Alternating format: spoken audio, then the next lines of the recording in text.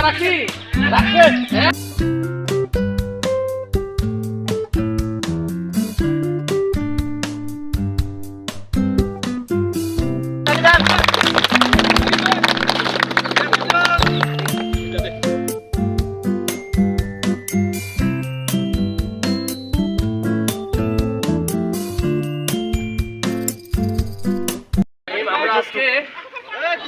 আজকে এসেছি বাসটা মন্ডলপাড়া।